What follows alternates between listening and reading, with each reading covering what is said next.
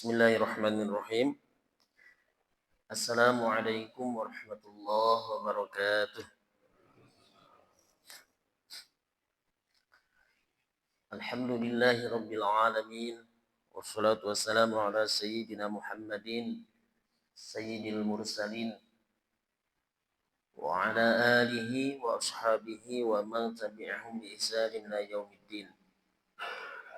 Allahumma shalli ala sayyidina Muhammad wa ala ali Muhammad kama shallaita ala Ibrahim wa ala ali Ibrahim fil alamin innaka Hamidum Majid. Amma ba'd. Fa ya ayyuhal hadirun, usikum wa iyaya bitaqwallah. Ittaqullaha faqad fazal muttaqun. Qala Allah Ta'ala fil Qur'anil Karim, a'udzu billahi minasy syaithanir rajim. Watazawwadu fa inna khairaz zadi taqwa wattaquni ya ulil albab. Al-ayat. Pagi hari ini kita melanjutkan aktivitas rutin di Ahad pagi ba'da subuh, senantiasa berharap dan memohon kepada Allah melaksanakan rutinitas amal soleh. Mudah-mudahan ini merupakan bagian dari bukti atau ciri istiqomah di hadapan Allah Subhanahu wa taala. Ada satu hadis menyebutkan amal yang baik itu adalah adwamuha wa in qalla. Dawam senantiasa dilaksanakan wa in qalla meskipun sedikit-sedikit. Dan kita tahu bagaimana fadilah atau pahala orang yang amalnya istiqomah, amal kebaikannya istiqomah. Baik, Bapak yang dirahmati Allah, di pagi hari ini kita akan melanjutkan kajian kitab Riyadhus Shalihin, melanjutkan bab yang masih sama dengan bulan yang lalu, ya. Tentu di hadis yang berbeda karena ada urutan hadis yang masih berkaitan dengan bab tentang banyaknya jalan, ya, menuju kebaikan, atau babu bayani kasratit turuqi ilal khair, ya. Bab tentang menjelaskan banyaknya jalan menuju kebaikan. Nah, ini juga menjadi motivasi bagi kita, jangan sampai kecil hati karena kita berbeda kapasitas, berbeda kemampuan dengan yang lain dalam hal keilmuan, dalam hal kepemilikan harta misalkan, ya, atau dalam hal ketenaran misalkan. Nah, semua kita punya potensi yang berbeda-beda untuk menuju satu titik atau untuk melakukan kebaikan. Selama kita sama beriman kepada Allah, ya, selama kita berakidah, bertauhid yang sama, lalu potensi itu bisa berbeda-beda dan kesempatannya berbeda-beda. Yang penting tetap melaksanakan kebaikan. Sehingga guru-guru kita itu selalu mengajarkan berdasarkan dalil, maka lakukan saja kebaikan yang kita mampu, ya. Lakukan saja sebaik mungkin, sebisa mungkin, sambil nanti Allah akan memperbaiki keikhlasan kita. Orang yang memiliki harta yang banyak kan, yang nisob, ya, nisobnya cukup, dia kan wajib zakat. Tetapi mereka yang tidak memiliki harta yang sampai nisob, yang tidak sampai berzakat misalkan, kan bisa melakukan sedekah dalam bentuk yang lain. Sedekah tidak selalu bentuknya harta. Atau mereka yang hartanya melimpah, wajib mereka melaksanakan perintah Allah, berangkat ke Baitullah. eh, atau juga sedang-sedang saja, paling tidak mungkin umroh gitu ya. Tapi bagi yang sama sekali tidak memiliki kelebihan itu, ya, sama sekali tidak punya harta itu, maka masih bisa mendapatkan fadilah yang sama dengan amaliyah yang lain. Banyak contohnya, ya, banyak contohnya.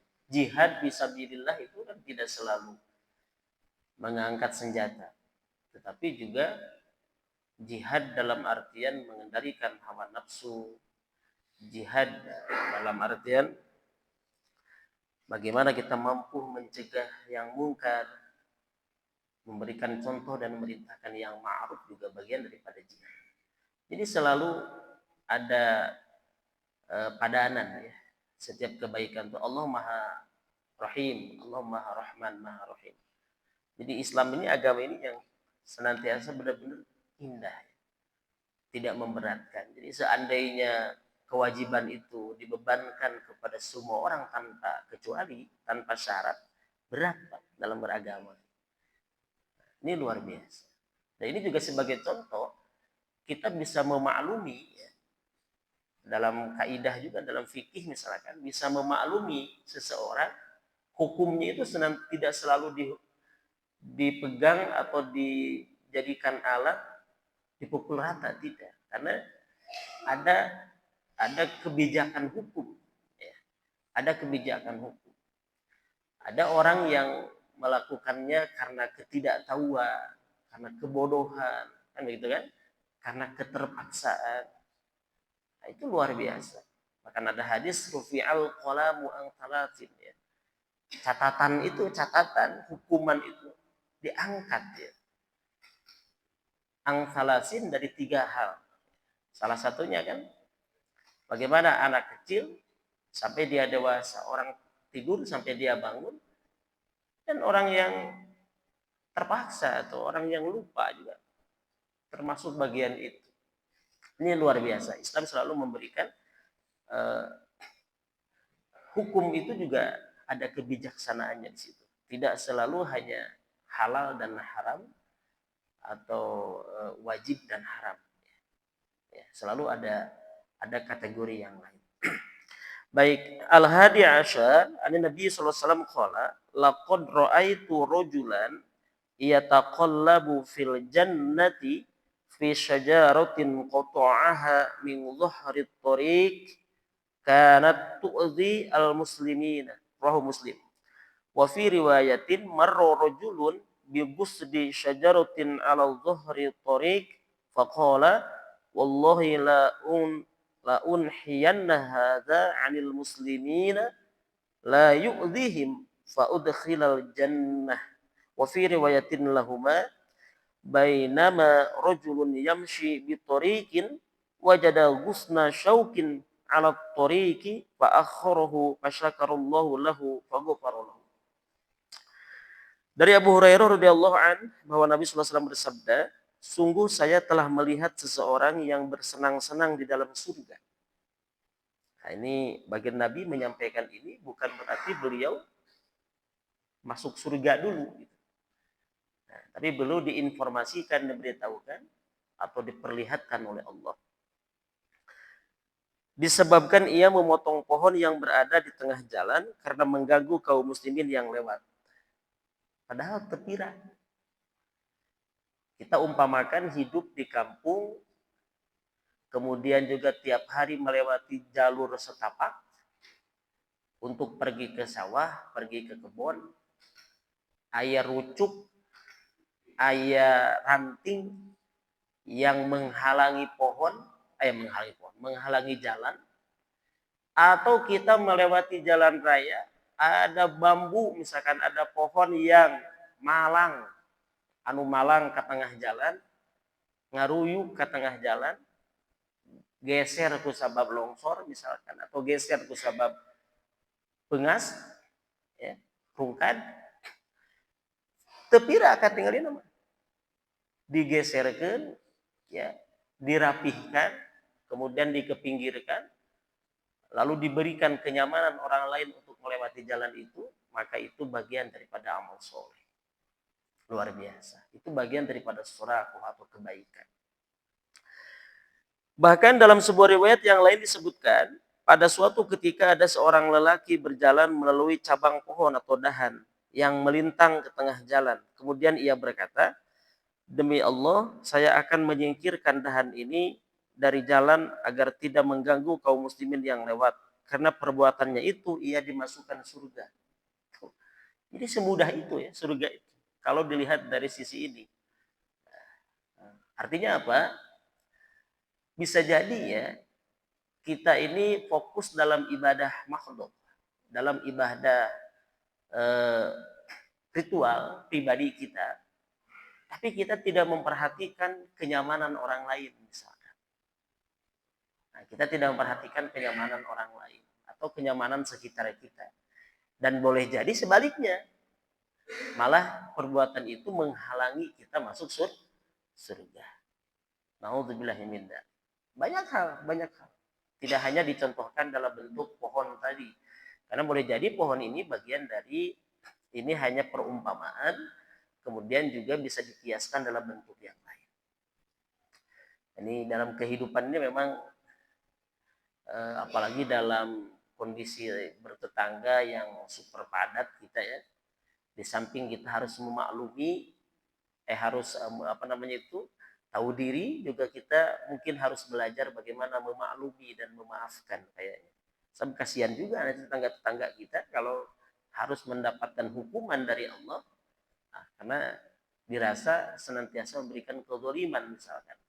Ya, atau paling tidak kita harus menasehati, itu yang paling baik tentunya. Kemudian hadirin yang dirahmati Allah, dalam riwayat Al-Bukhari dan Muslim juga disebutkan, pada suatu ketika ada seorang lelaki yang berjalan. Ia lalu menemukan dahan yang berduri. Nah, ini di Saudi ini memang banyak dahan berduri ya. Bukan hanya pohon kaktus, tapi juga pohon-pohon yang daunnya itu memang suka dimakan oleh unta ya. Tapi batangnya berduri itu banyak sekali. Dan nampak muncul itu kalau di musim dingin. Nah, di musim dingin padang pasir itu mulai mengeluarkan pohon-pohon yang hanya muncul di musim dingin saja. Jadi kalau ditanya itu di Saudi sekarang ada turun salju Pak. Di daerah Tabuk itu, di daerah-daerah dataran tinggi itu turun salju di Saudi. Memang turun salju. Dan bahkan di daerah biasa saja sudah mulai hijau. Apakah itu tanda kiamat? Ya saya kira tanda musim dingin ya, bukan tanda kiamat. Kalau di media sosial kan suka lebih maha tahu netizen ya, atau membuat satu video tanda hari kiamat. Jangankan sekarang Pak, dari zaman Rasul aja 1500 tahun yang lalu sudah ada tanda kiamat. Sudah ada dari dulu juga. Itu tanda musim dingin, Pak, bukan tanda kiamat. Ya. Tanda musim dingin maka bukit menjadi hijau. Dan pohon-pohonan itu banyak tumbuh. Bahkan bunga-bunga yang indah pun tumbuh. Ya. Yang Masya Allah, yang di kita tidak ada bunga-bunga itu. Baik, kemudian agar tidak mengganggu ya, dan jalan agar tidak mengganggu kaum muslimin yang lewat ya. Kemudian ia menyingkirkannya, maka Allah berterima kasih kepada orang tadi ya, dan mengampuni dosa-dosanya. Berterima kasih bukan berarti dalam artian maknanya kita bersyukur, sama hanya kita bersyukur kepada Allah, tapi Allah memberikan balasan kepada orang yang demikian. Nah, jadi jalan menuju kebaikan itu luar biasa banyak, ya. Luar biasa banyak. Nah, kadang kita tidak peduli atau kita abai kadang ya. Dengan hal-hal yang sepele itulah saya sering sampaikan bahwa tersandung itu bukan oleh batu yang besar. Tersandung itu oleh batu yang kecil. Sehingga kadang hal yang sepele tadi ya, yang boleh jadi menjerumuskan kita atau sebaliknya mengangkat derajat kita. Ya. Karena perbuatan yang sepele tadi. Karena sekali lagi kita terpleset bukan menginjak barang besar, tapi kadang hanya menginjak cangkang buah, cangkang mangga ya, atau cangkang pisang.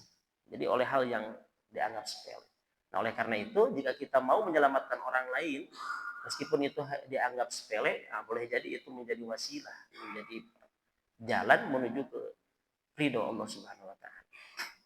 Baik, kemudian hadis yang berikutnya, Ats-tsani asyar, yang ke-12, anhu qala Rasulullah sallallahu alaihi wasallam, man tawaddoa fa ahsanal wudu'a tsumma atal jumu'ah fastama'a wa ansata ghufira lahu ma bainahu wa bainal jumu'ati wa ziyadatu thalathati ayyamin wa man massa al hasa faqad lahu. Ini tentang hari Jumat ya. Abu Hurairah radhiyallahu anhu berkata, Rasulullah SAW telah bersabda, barang siapa yang berwudu, ya, berwudu dalam artian di rumahnya dan membaguskan wudunya, ya, berwudu dengan wudu yang bagus, wudu yang sempurna, kemudian mendatangi atau menunaikan sholat Jumat, ini menunjukkan makna ini, memberikan makna kalimat ini, senantiasa bersiap-siap sebelum berangkat Jumat. Dia mengkhususkan waktunya untuk sholat Jumat, lalu mendengarkan khutbah tentunya, serta memperhatikan khutbah, mendengarkan dan memperhatikan khutbah. Dia datang, dia dengarkan khutbah, maka diampunilah dosa-dosa yang dikerjakannya antara Jumat itu dan Jumat berikutnya. Dan ditambah pula dengan 3 hari berikutnya, berarti 10 hari kemudian diampuni oleh Allah. Atau mohon maaf 3 hari kemudian, ya, 7 hari kemudian ditambah 3 hari.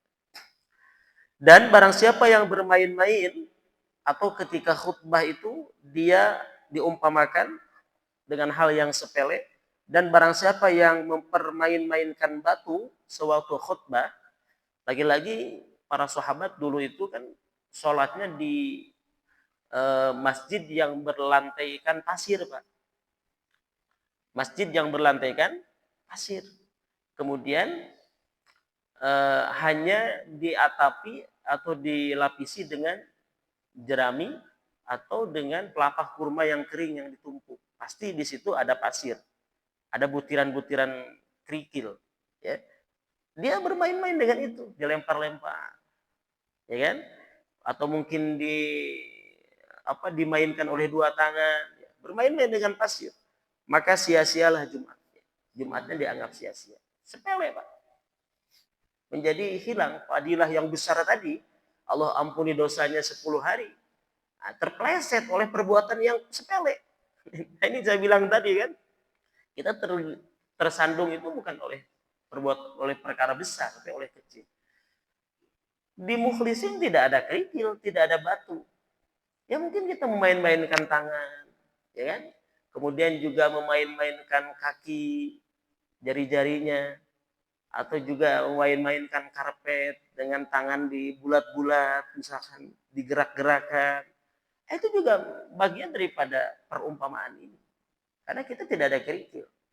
Itu juga bagian daripada lago. Lago dalam artian dia tidak seperti orang tidak fokus untuk mendengarkan Jumat. Dan kalau kita teliti, Pak, saya berani membuat satu penelitian, misalkan orang yang berangkat Jumat itu mungkin 80%, bisa jadi hampir 80% itu untuk sholat Jumat saja. Bukan untuk mendengarkan khutbah. Makanya fadilahnya gede. Saya berani taruhan lah. Coba tanya. Mungkin hanya orang-orang tertentu saja yang datang sholat Jumat itu ingin mendengarkan khutbah dan sholat Jumat. Buktinya apa? Kita banyak mengeluh kalau ada khutbah Jumat. Jujur saja, Pak. Jujur saja. Ini menunjukkan bahwa orang berangkat ke masjid itu hari Jumat, dia hanya sekadar menunaikan sholat. Buktinya juga yang kedua apa? Coba lihat ketika khotib sedang berkhutbah, dan khotib kan melihat, itu di luar berdiri dan cuek. Dia hanya sekadar menunggu sholat saja. Nah, banyak orang yang tidak paham, padahal sholat Jumat itu adalah satu rangkaian dengan khutbah Jumat. Satu rangkaian. Ya itu lain cerita kalau dia masbuk, dia tertinggal karena hal lain misalkan, nah itu lain cerita. Tetapi bagi dia yang ingin mengejar fadilah yang tadi disebut oleh baginda Nabi, Allah hapuskan dosanya antara Jumat dan sampai ke Jumat, lalu tambahkan 3 hari, ya ada kategori, ada SNK, ada syarat dan ketentuan berlaku. Lamun cek kasar nama teu sakadar datang sholat Jumat. Tapi rata-rata bisa kita cek 80%. Ya. 80% saya bisa buktikan mungkin lah, bukan suudzon. Orang datang sholat Jumat hanya untuk sholat Jumat. Dan memang bahasanya sholat Jumat, bukan mendengarkan khutbah Jumat. Makanya tidak terlalu peduli dengan khutbah Jumat. Tidak terlalu peduli dengan khutbah Jumat. Kecuali di masjid-masjid tertentu. Atau dalam kawasan orang-orang tertentu. Saya termasuk khutbah itu yang sedang lah. Mungkin disebut sebentar banget, tidak juga ya. Saya termasuk sedang. Saya pernah khutbah Jumat di satu tempat. Saya kira juga tanggung saya menyampaikan materi itu. Dan saya yakin juga, saya perhatikan juga banyak yang memperhatikan. Yang dia mengikuti materi saya. Karena memang nanggung. Ya. Tapi beres Jumat, seorang yang sudah sepuh, negur ke saya gitu. Saya minta maaf. Kok jadi saya yang minta maaf gitu. Ya mohon maaf. Ustaz, lami teuing kana khutbahna. Oh ya sampun. Jadi sampai segitunya Pak Ustadz gitu. Sampai segitu. Ditegur saja Mas, bukan di masjid. Bukan di masjid ini. Bapak tahu kalau saya khutbah tidak termasuk yang lama, yang sedang lah. Saya tidak katakan sebentar. Saya senang kalau khutbah di sini kan. Termasuk yang sedang, Pak. Karena nanggung materi itu saya sampaikan belum selesai, takut salah paham. Nah, harus ada kejelasan kan, seorang pemateri juga khawatir kan. Tapi beres Jumat ditegur saya. Saya ngusap dada dan saya minta maaf. Ya minta maaf. Insya Allah nanti saya akan sebentar. Dan saya bukan belas dendam. Saya nanti akan sebentar di masjid itu. Dan saya ada jadwal lagi 2026. Saya akan sebentar banget nanti. Gak apa-apa. Karena mengikuti keinginan jemaah. Meskipun tidak semua jamaah. Tapi saya menyimpulkan berarti jamaah tetap saja yang kelihatan jamaah itu sudah sering ke masjid juga tidak menginginkan itu. Meskipun bagi kebiasaan saya itu tidak pernah lama saya khutbah. Ya kalau yang lain memang ada yang sampai setengah jam, 20 menit. Ya ada. Tapi kalau Bapak kalau tahu saya tidak pernah terlalu lama. Tidak. Hanya dengan standar seperti itu saja saya pernah ditegur. Gitu. Ini menjadi satu pelajaran juga bagi khotib, juga bagi jamaah. Jadi artinya apa? Jangan hanya khotib mungkin yang harus diingatkan, tapi jamaah juga. Pagi hari ini saya ingin mengingatkan bahwa datang sholat Jumat itu bukan hanya sekadar sholat. Tapi bagaimana juga kita mampu dengan sabar mendengarkan khutbah, mendengarkan ilmu atau khotib ketika menyampaikan khutbah Jumat. Ya, kalau memang terlalu lama khotibnya, kita punya standar 15 menit misalkan, lebih dari itu sampai 30 menit ya bolehlah. Kita cara dengan tegur cara yang baik, bukan tegur diingatkan, itu pun harus minum prosedur dengan melalui siapa? Ketua DKM atau juga pengurus yang lain. Saya kira kalau jamaah langsung menegur juga, mohon maaf, khotib juga kadang juga punya rasa ini gitu ya. Jamaah langsung kan aneh gitu. Nah baik ya, kemudian kita lanjutkan sedikit lagi ya. Kemudian asalis asyar yang ke-13 anhu anna Rasulullah sallallahu alaihi wasallam qala idza tawaddo al-'abdu al-muslimu awil mu'minu faghasala wajhahu kharaja min wajhihi kullu khati'atin nazara ilaiha bi'ainaihi ma'al ma' aw ma'a akhiri qatril ma'i fa idza ghasala yadayhi kharaja min yadayhi kullu khati'ah kana batashatha yadahu ma'al ma' aw ma'a akhiri qatril ma'i fa idza ghasala rijlaihi kharajat kullu khati'atin masyatha rijlahu ma'al ma'i aw ma'a akhiri qatril ma'i hatta yakhruja naqiyyan minadz dzunubi. Rawahu Muslim. Ini tentang fadilah wudu, Pak. Wudu itu tidak hanya untuk sholat, Pak. Kita mau bekerja wudu, kita batal wudu lagi, kita menjaga wudu. Fadilahnya apa? Masya Allah ya. Kata bagi Nabi atau Rasul Abu Hurairah bahwa Rasulullah SAW telah bersabda, jika seorang muslim atau mukmin itu berwudu, ya, maka ia membasuh mukanya, ya tentu berwudu membasuh muka, keluarlah setiap dosa yang dilihat oleh kedua matanya, masya Allah. Dosa-dosa dari mata yang kita lihat itu kan banyak sekali, Pak. Yang sengaja, yang tidak sengaja, yang selewat gitu, yang lewat, baik Pak Ade yang di HP maupun yang di pandangan di luar HP kan gitu kelihatan. Hari itu ditinggali, cina lebar, ditinggali dosa. mata ditinggali berkali-kali, misalkan. Nah, maka itu adalah perbuatan dosa mata kan begitu. Maka dengan berwudu dosa-dosa mata itu menjadi hilang ya. Nah, tentu dosa-dosa yang tidak disengaja ya.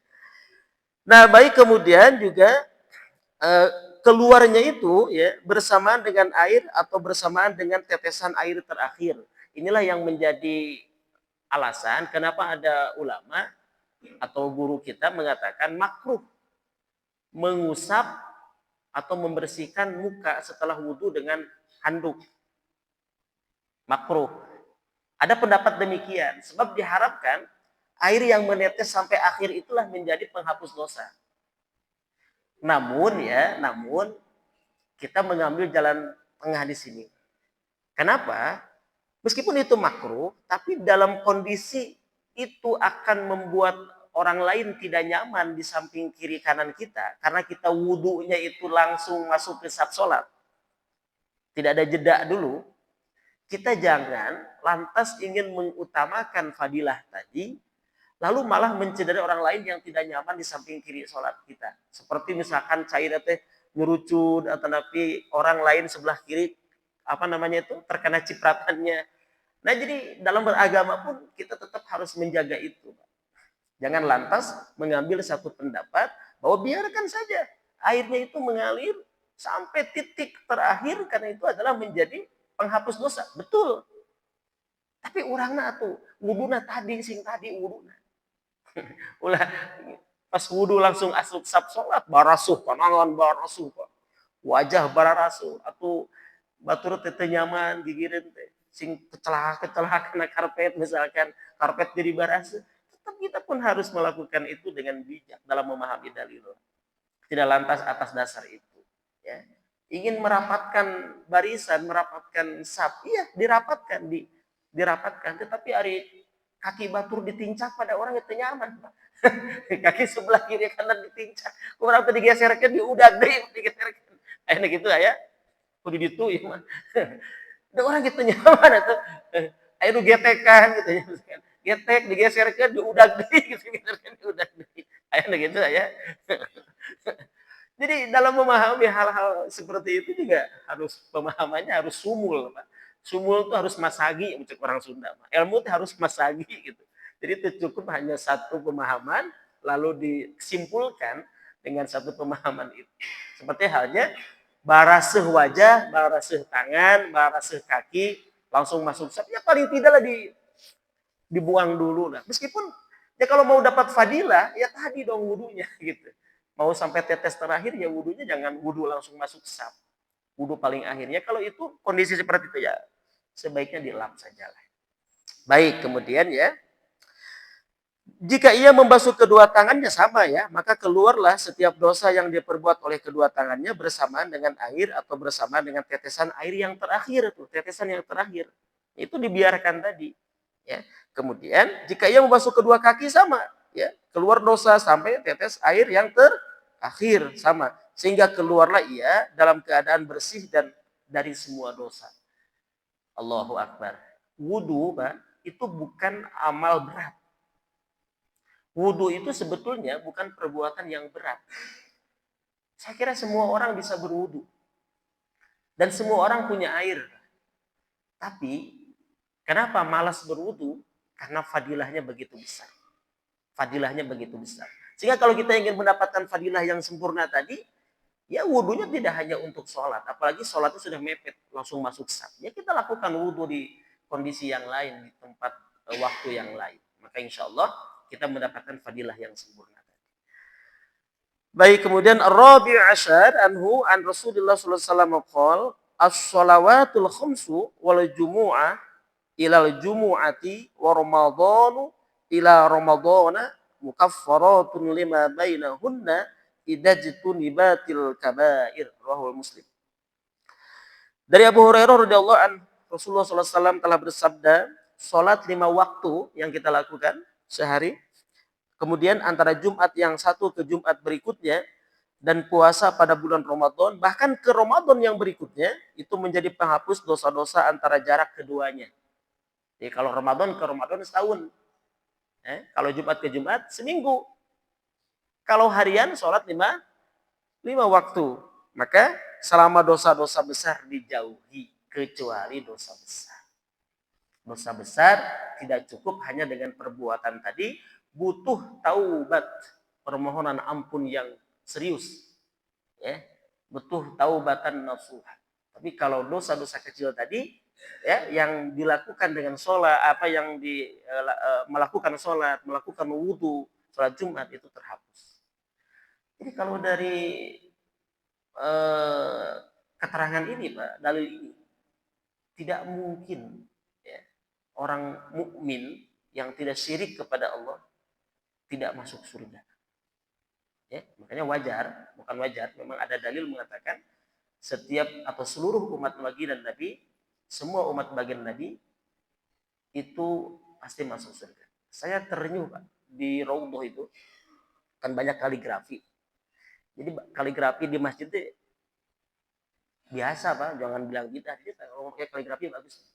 Sini ya, di yang putihnya. Nanti kita coba bincangkan. Itu di Raudhah itu banyak kaligrafi, Pak. Kaligrafinya nasihat, salah satunya ada hadis. Di situ kata baginda Nabi, syafaati ya lil kabair min ummati. Syafaatku adalah untuk para pendosa besar dari umatku di yaumil kiamat. Rasulullah ini, Pak, umatnya saja, umatnya yang melakukan dosa besar pun akan diberikan syafaat. Luar biasa. Ini makanya syahadat itu kan tidak sah kalau hanya sampai asyhadu alla ilaha illallah, aku bersaksi dan yakin bahwasanya tidak Tuhan selain Allah, tidak sah kalau tidak sampai wa asyhadu anna Muhammadar Rasulullah. Kenapa? Orang Yahudi, orang Nasrani kan tidak mengakui Nabi Muhammad sebagai utusan Allah. Dengan kita menjadi umat Nabi, Pak, itu ada hadis sahih, Pak. Itu di Raudhah ada. Banyak hadis, salah satunya apa? Ma baina baiti wa minbari raudhatun min riyadil jannah, ada antara rumahku dan mimbarku taman di antara taman surga. Kaligrafi itu. Salah satu yang membuat menarik perhatian saya itu ada kalimat itu. Syafaatku lil kabair min ummati yaumil qiyamah. Bagi pendosa besar dari umatku di hari kiamat nanti. Jadi para pendosa besar pun selama dia beriman kepada Allah, dia ada umat Nabi Muhammad SAW, itu diampuni, Pak. Diberikan pertolongan oleh Allah melalui permohonan ampunnya Rasulullah SAW. Syafaat bagi Nabi. Bagaimana cintanya bagi Nabi Muhammad SAW. Sehingga syahadat itu, Pak, jangankan tidak pakai Muhammad Rasulullah. Misalkan tidak pakai asyhadu ya gini. Asyhadu alla ilaha illallah wa anna Muhammadar Rasulullah. Tesah, Pak. Kata jumhur ulama. Padahal secara harf, secara makna itu bisa artinya cukup. Aku bersaksi bahwasanya tidak Tuhan selain Allah, dan wa anna Muhammadan, dan wa-nya kan wau atap. Dan aku bersaksi, tapi tidak dimunculkan asyhadunya. Wa anna Muhammadan, dan bahwasanya Nabi Muhammad adalah utusan Allah. Tidak wa asyhadu lagi. Itu tidak sah. Atau orang non muslim, la ilaha illallah, tidak ada Tuhan selain Allah, resah. Dia tidak masuk Islam. Kalau tidak asyhadu anna Muhammadan Rasulullah. Jadi tidak cukup hanya beriman kepada Allah tanpa beriman kepada baginda Nabi Muhammad SAW sebagai Nabi dan Rasul. Ini luar biasa ya. Nah, jadi bersolawat itu sesungguhnya mengingat Allah dan Rasulnya. Jadi kalau ingin tenang, ada penelitian ya, membaca Al-Quran itu akan memberikan satu dampak yang luar biasa terhadap diri kita. Tetapi membaca sholawat katanya akan menenangkan hati kita. Itu ada penelitian. Jadi Al-Quran bagus, memberikan dampak pada diri kita ya. Kemudian juga ketenangan udah pasti, tapi sholawat juga memberikan ketenangan. Jadi membaca Al-Quran dan membaca sholawat, atau membaca Al-Quran dan bersolawat ke atas Nabi. Ya. Saya kira demikian. mohon maaf saya harus ke Ranca Ekek, ada pelepasan jamaah. Mudah-mudahan ada hikmah dan manfaatnya. Sampai ya cukup lah ya. Saya harus ke sana, ada keberangkatan, berangkat langsung dari Ranca Ekek. Terima kasih atas segala perhatian. Mohon maaf kalau ada kekurangan, dan semoga Allah senantiasa memberikan kita istiqomah dalam kebaikan, istiqomah dalam amal soleh, dan semampu mungkin sekuat tenaga istiqomah dalam melaksanakan sekecil apapun kebaikan yang mampu kita lakukan. Sehingga dengan demikian Allah akan meridhoi kita, mengampuni dosa-dosa kita, dan tentunya Rasulullah SAW akan memberikan syafaat kepada kita kelak di yaumil qiyamah. Subhanakallahumma wa bihamdika asyhadu an la ilaha illa anta astaghfiruka wa atubu ilaik. Rabbana atina fid dunya hasanah wa fil akhirati hasanah wa qina adzabannar. Walhamdulillahi rabbil alamin. Assalamualaikum warahmatullahi wabarakatuh.